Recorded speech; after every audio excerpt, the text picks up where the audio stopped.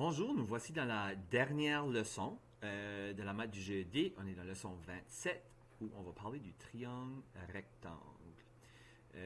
Et essentiellement, on va parler du théorème de Pythagore. C'est quelque chose qui est vraiment important de comprendre. Il y a souvent des problèmes sur le GED qui vont avoir à faire avec le théorème de Pythagore. Ça fait que je vais vraiment prendre mon temps. Ils ont seulement un exemple dans le livre. Je vais en faire un différent, juste pour que vous voyez les deux différentes versions du théorème de Pythagore qu'on peut avoir. Il y en a qui sont plus faciles que d'autres, ça dépend quel côté qu'on cherche. Fait que, premièrement, un peu de vocabulaire. Si vous vous souvenez, un triangle rectangle, c'est un triangle où on a un coin parfait, hein, un 90 degrés. Ça, le symbole ici, le petit carré d'un coin, ça indique ça. Un autre mot qu'on va voir ici, c'est hypoténuse. Hypoténuse veut juste dire le plus grand côté d'un triangle rectangle. Puis ça, le plus grand côté va toujours être en face de ton angle droit. OK? Le théorème de Pythagore comme tel, c'est littéralement juste cette phrase-là. A au carré plus B au carré égale à C au carré. Le A et B, ça ne dérange pas quel côté que tu donnes comme A ou B. Lui qui dérange, c'est le C. Fait ici, ils ont mis que le côté ici serait A et le côté en bas serait B. Puis là, l'hypoténuse est toujours le C. Fait que là, j'aurais pu mettre le 3 comme A puis le 4 comme B. Ça n'aurait pas dérangé, mais il faut que le 5 ici soit le C. Très important. Fait que juste pour sauter dedans, moi ça me prend toujours des exemples pour comprendre les choses. On va faire un exemple. Si je vous fais un triangle ici, un beau triangle parce que je suis tellement un bon artiste, puis on a un triangle rectangle, puis là, le côté là est 6 cm, le côté là est 7,7 cm. Puis moi, je veux savoir c'est quoi le côté là. La façon qu'on va faire ça, tu vas prendre ta formule A au carré plus B au carré égale à C au carré. Puis tu vas, premièrement, moi, comme tu as dit ici, ça je peux dire ça c'est A, puis ça c'est B. Je pourrais aussi dire que ça c'est A, puis ça c'est B. Ça ne dérange pas. Mais, forcément, il faut que le côté qu'on cherche soit C ici, parce que ça, c'est le côté qui est en face de ton angle droit. C'est ton hypoténuse qu'on appelle. Fait que là, on va dire A au carré plus B au carré égale à C au carré. Le A, 7,7 au carré. J'ai pris la valeur de A.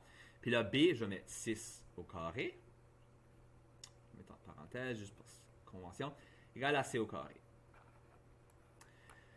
Maintenant, on va faire le calcul. 7,7 au carré, ça donne 59,29 plus 6 au carré, ça va faire 36, égal à C au carré. Il n'y a rien qu'à changer là. Fait que là, on va avoir 36 plus 59. On fait le calcul ensemble, ça nous donne 95,29 égal à C au carré. Maintenant, on sait qu'est-ce qui est C au carré, mais on veut juste savoir C. C'est quoi C, le côté C? Ben là, le contraire de au carré, c'est la racine carrée. Donc, on va faire la racine carrée là, ça va enlever notre carré. Fait que là, si je fais la racine carrée de ça, 9,76. Fait que notre côté, 9,76.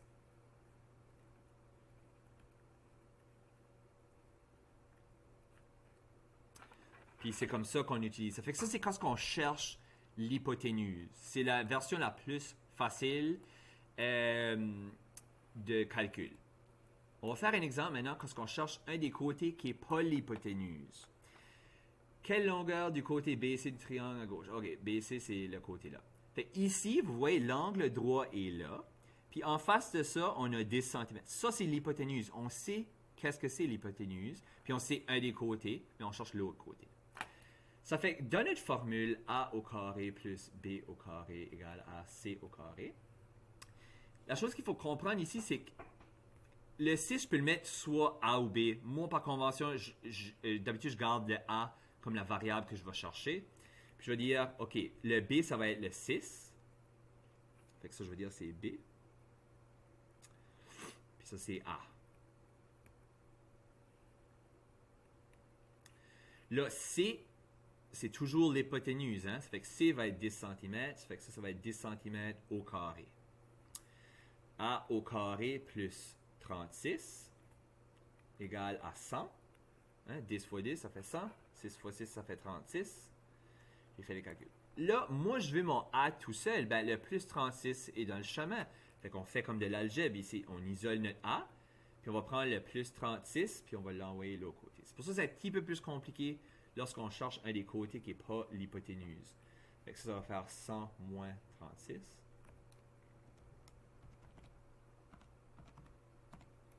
C'est 64. Fait que là, tu as A au carré égale à 64. Ben là, encore, on a A au carré. On veut se débarrasser du au carré. Ça fait qu'on fait la racine carrée de l'autre côté. Puis regarde-moi ça, ça donne 8. Fait que A est 8. Fait que si on va ici, ça serait 8 cm.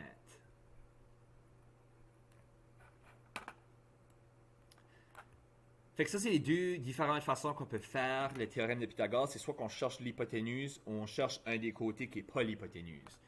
Fait que c'est ça. Ici, la seule chose, la formule va être donnée. Tu n'as pas besoin de te souvenir de ça. Il faut juste savoir que le C est toujours l'hypoténuse, le côté le plus grand en face de l'angle droit. Le A et B, c'est les deux autres côtés, ça ne dérange pas lequel que tu mets. Fait que ça, c'était une leçon pas mal courte, mais c'est quand même assez important. Faites sûr de faire tous les exercices de cette section pour bien comprendre, parce que ça, il y a toujours des problèmes de Pythagore sur le GED. Fait que c'est ça, j'espère que vous avez appris quelque chose.